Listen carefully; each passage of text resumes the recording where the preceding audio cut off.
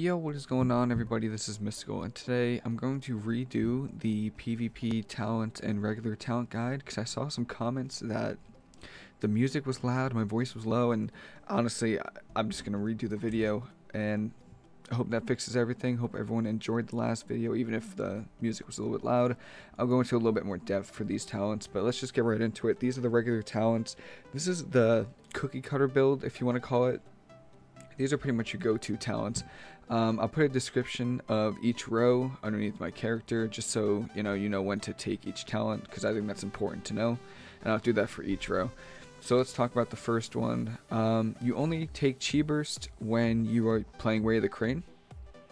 So if you're not playing Way of the Crane, use Chi Wave. I've dabbled a little bit with Zen Pulse and it makes no difference to me. Like, I didn't see any difference when I used it. So Chi Wave's good because you play with a lot of melee comps and it bounces around and it does some damage. So Chi Wave is good. Chi Burst when you're using Way of the Crane. In the second tier, I have never run Celerity in my life. Not once have I spec'd into this talent until now. No. Basically, you're going to be using Chi Torpedo. It helps you push in for crowd control or get away from enemies that focus you.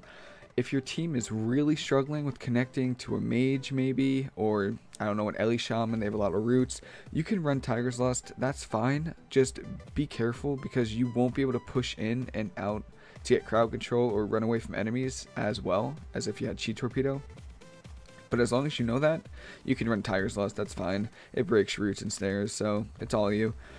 Third tier, never spec out of Mist Trap ever. Don't even think about it. It increases Enveloping Mist duration by 1 second and it's healing by 10%. Enveloping Mist is the core of our healing. It is our biggest healing output spell. And you can channel Soothing Mist while moving. So it increases our mobility and buffs our best heal. This talent is the best by far. No competition. In the fourth tier, this is when you get a little... you could change it up a little bit.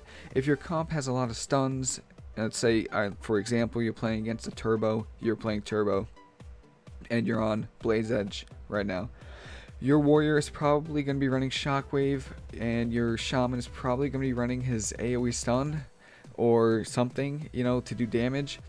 On Blade's Edge, you will very rarely be able to Chi Torpedo across the map and get an in-cap stun on the healer. It's possible. You can do it if you use both roles, but it's going to be hard. They could even swap to you after you use both roles. And it's in this situation where I would run Ring of Peace. I would just Ring of Peace every time the Shaman used Bloodlust or Heroism. Any other situation, if you need CC on the healer, because I know that Turbo really doesn't have that much, Leg Sweep with in-cap is really strong for every go where you have Heroism, and it lines up really well with the cooldowns. So basically, if you have a lot of stuns, use Ring of Peace. If you don't and you need the extra crowd control, use Leg Sweep. In the fifth tier, I have not spec'd into Dampen Harm or Diffuse Magic once this expansion. Healing Elixirs is amazing, and it works really well with Fortifying Brew. Not only is it good because it works with Fortifying Brew, but you can use it, not use it, but it procs when you're stunned. So if you're stunned and they're swapping to you and you drop below 35%, it heals you for 15%, so it increases your survivability pretty well.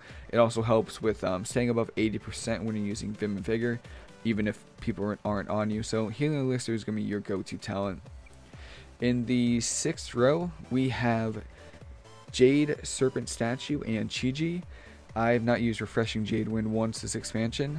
I tried it in RBGs, but you just go So you take Chi-Ji when you're playing against rock comps like LSD or Shadow Play, maybe even Shadow Cleave a little bit. Yeah, definitely Shadow Cleave. If you're playing against melee, I run Jade, Serpent Statue. So if you're playing against rot or short games, use Chi-Ji. Longer games and melee, use Jade, Serpent Statue.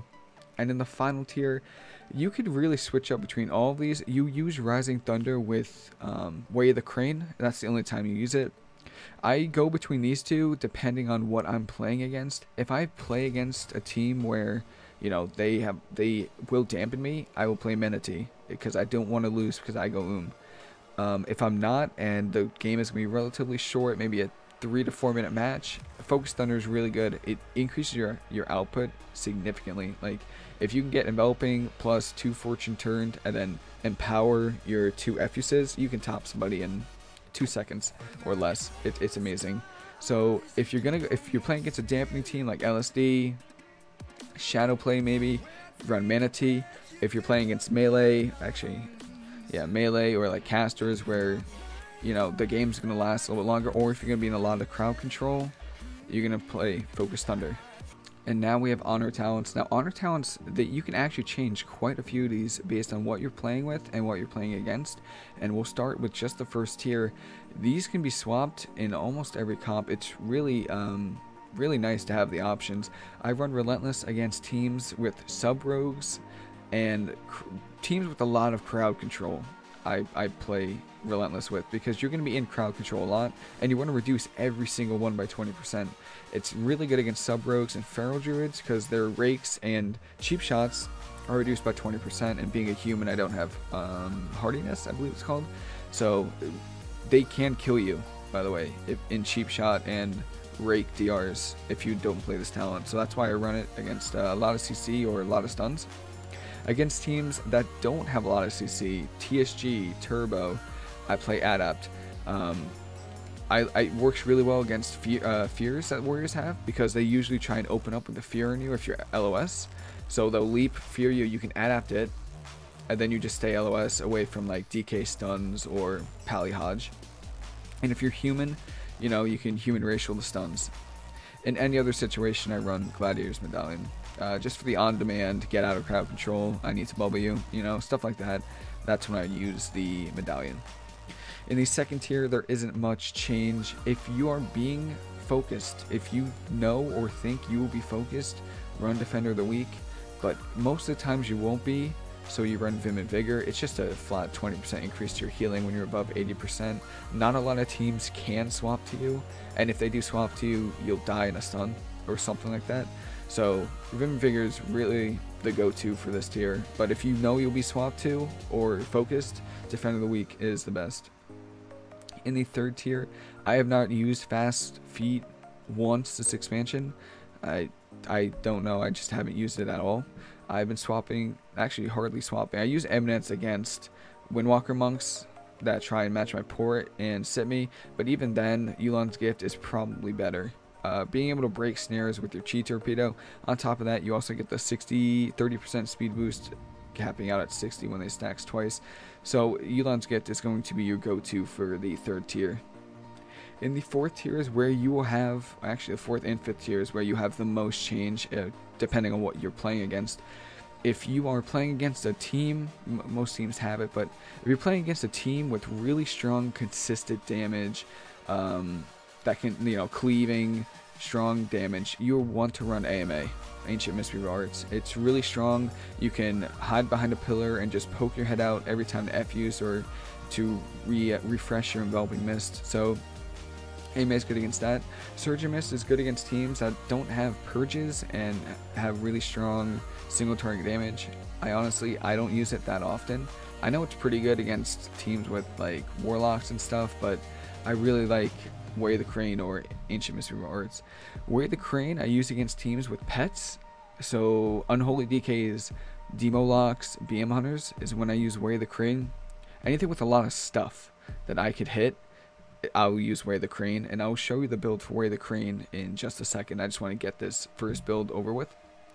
And in the fifth tier, you also have a lot of change, a lot of choices. If you're playing against a team with 2 melee, you'll want to run Chrysalis. Reducing your cooldown of Life Cocoon by 90 seconds, making a 1.5 minute cooldown is really, really strong.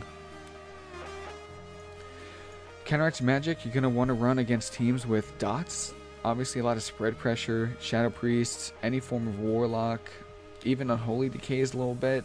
They kind of have some dot damage, but Counteract Magic against teams that'll try and dampen you. LE Shamans, LSDs, so that's when you'll take that.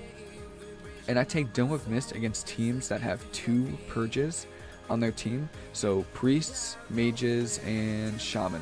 If I'm playing against a team with at least 2 of those classes on it, I will take Dome of Mist.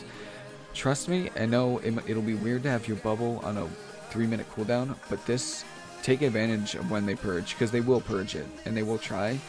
And you will see the bubble that you get for your teammate or yourself, and it's really helpful. In the final tier, The only one in Arena that I have used is Fortune Turned, but I have tested Healing Sphere. If you have the coordination with your team, and you are playing against a team with, you know, dots, Healing Sphere is amazing. It really is. So if you can coordinate it, like you're in voice, and your team will run through your Healing Spheres, use it. 3 charges, it's amazing. If you can't, or you're playing against a team with a lot of single target damage, use Fortune Turned, because like I explained before, if you get the Fortune Turned and then Thunder Focus Tea and empower your F-uses, you could top somebody almost instantly. Finally, here's the Way of the Crane build. The only changes that I make is Chi Burst, because it does a lot of like spread healing and damage, which makes you heal more with Way of the Crane active. Rising Thunder, so you can Thunder Focus Tea more often, so you can get instant enveloping mists. And then obviously Way of the Crane.